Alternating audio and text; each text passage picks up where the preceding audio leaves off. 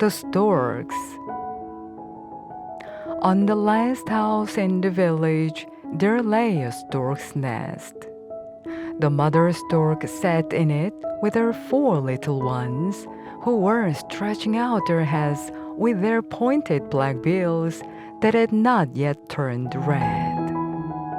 At a little distance on the top of the roof stood the father stork, bolt upright and as stiff as could be.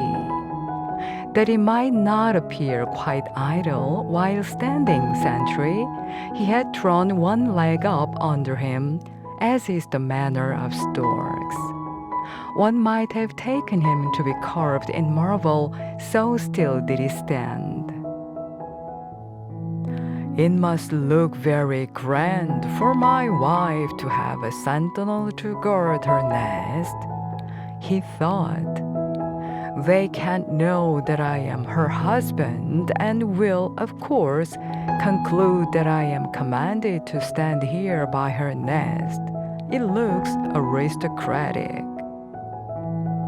Below in the street, a crowd of children were playing. When they chanced to catch sight of the storks, one of the boldest of the boys began to sing the old song about the stork. The others soon joined him, but each sang the words that he happened to have heard. This is one of the ways. Stork, stork, fly away. Stand not on one leg today. Thy dear wife sits in the nest to lull the little ones to rest. There is a halter for one, there is a stake for another, for the third there is a gun and a spit for his brother. Only listen, said the young storks, to what the boys are singing. Do you hear them say we're to be hanged and shot? Don't listen to what they say. If you don't mind, it won't hurt you, said the mother. But the boys went on singing and pointed mockingly at the sentinel stork.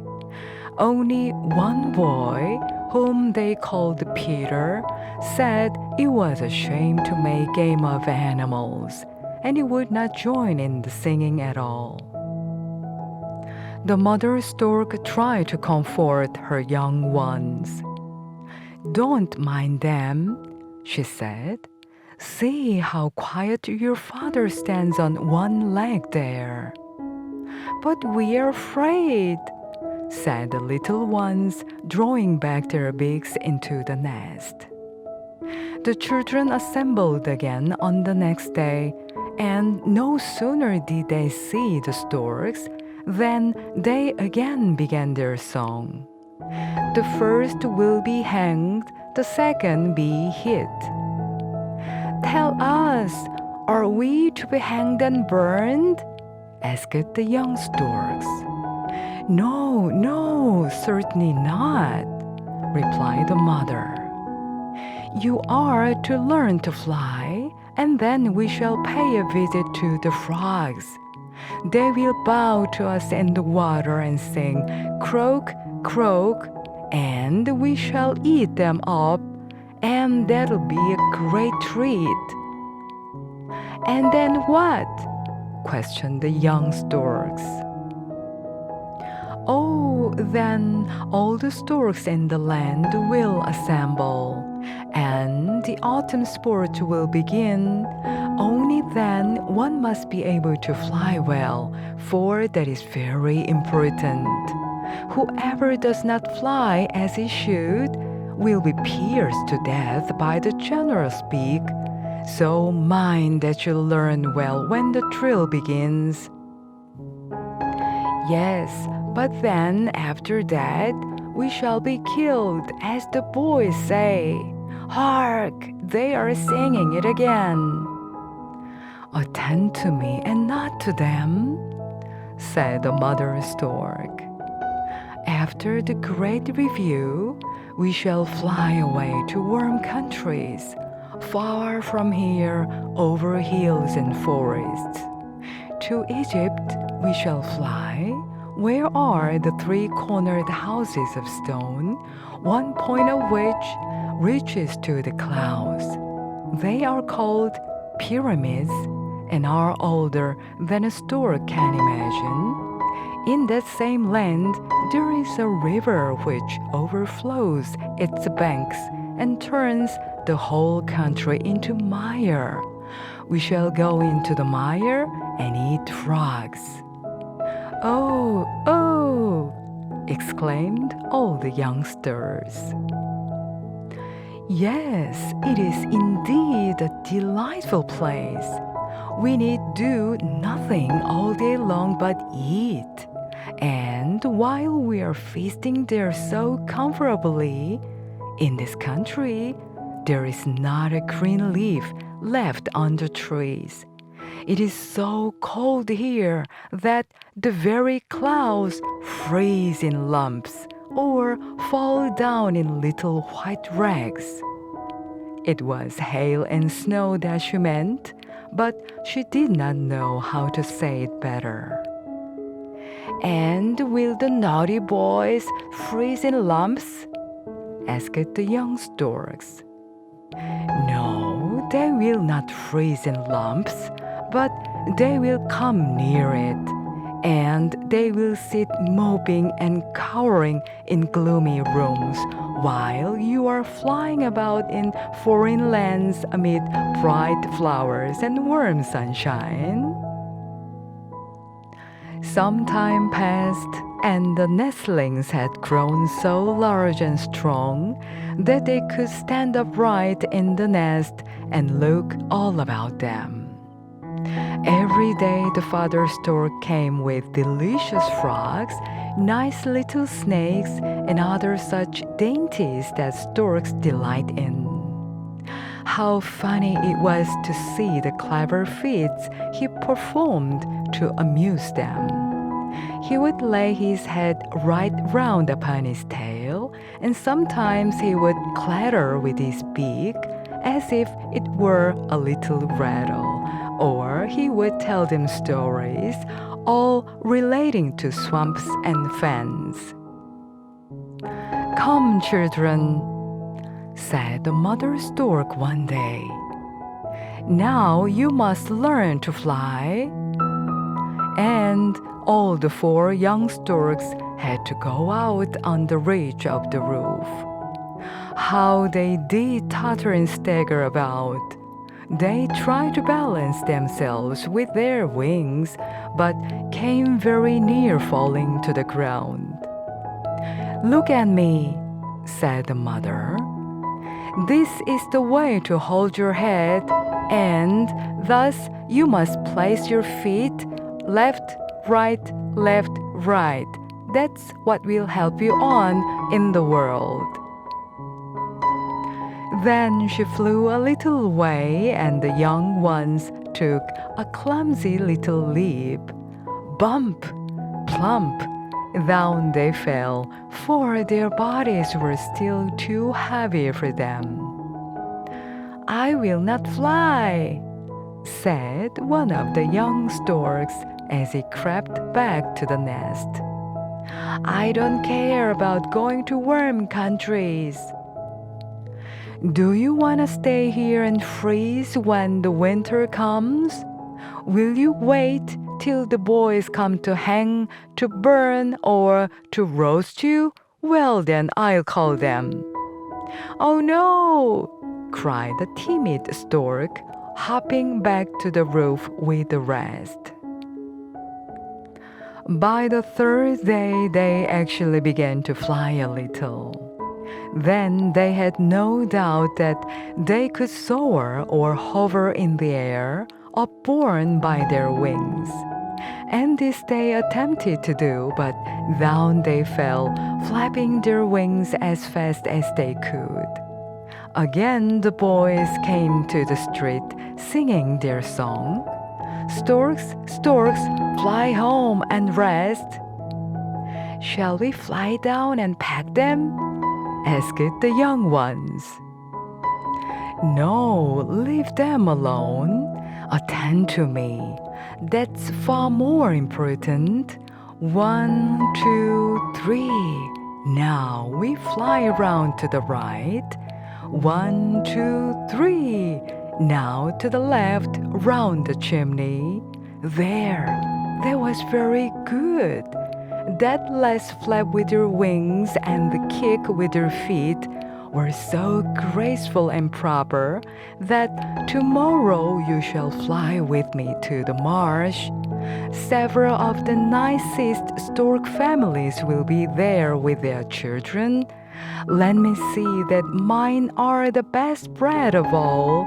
Carry your heads high and mind you strut about proudly, for that looks well and helps to make one respected. But shall we not take revenge upon the naughty boys? Asked the young storks. No, no, let them scream away as much as they please. You are to fly up to the clouds and away to the land of the pyramids, while they are freezing and can neither see a green leaf nor taste a sweet apple. But we will revenge ourselves, they whispered one to another, and then the training began again. Among all the children down in the street, the one that seemed most bent upon singing the song that made game of the storks was the boy who had begun it. And he was a little fellow hardly more than 6 years old. The young storks, to be sure, thought he was at least 100, for he was much bigger than their parents. And besides, what did they know about the ages of either children or grown men? Their whole vengeance was to be aimed at this one boy. It was always he who began the song and persisted in mocking them. The young storks were very angry, and as they grew larger, they also grew less patient under insult, and their mother was at last obliged to promise them that they might be revenged, but not until the day of their departure. We must first see how you carry yourselves at the great review. If you do so badly that the general runs his beak through you, then the boys will be in the right, at least in one way. We must wait and see. Yes, you shall see, cried all the young storks. And they took the greatest pains, practicing every day, until they flew so evenly and so lightly that it was a pleasure to see them. The autumn now set in.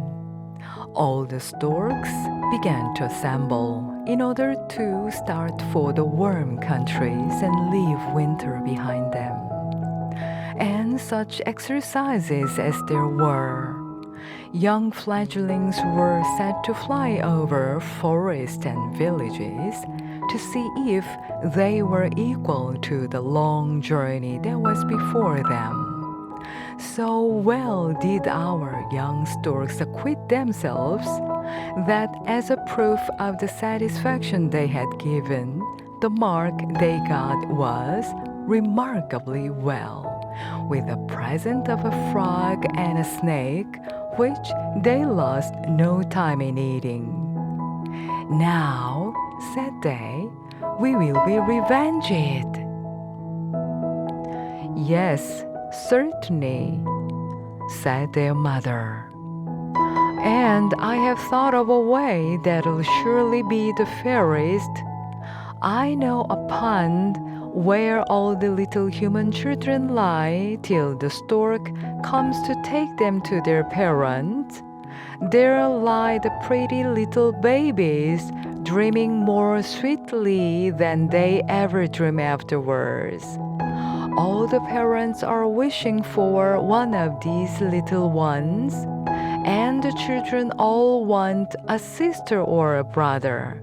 Now we will fly to the pond and bring back a baby for every child who did not sing the naughty song that made game of the storks. But the very naughty boy who was the first to begin the song, cried the young storks. What shall we do with him? There is a little dead child in the pond, one that has dreamed itself to death. We will bring that for him. Then he will cry because we have brought a little dead brother to him. But that good boy, you have not forgotten him, the one who said it was a shame to mock at the animals. For him, we will bring both a brother and sister, and because his name is Peter, all of you shall be called Peter too. All was done as the mother had said. The storks were named Peter, and so they are called to this day.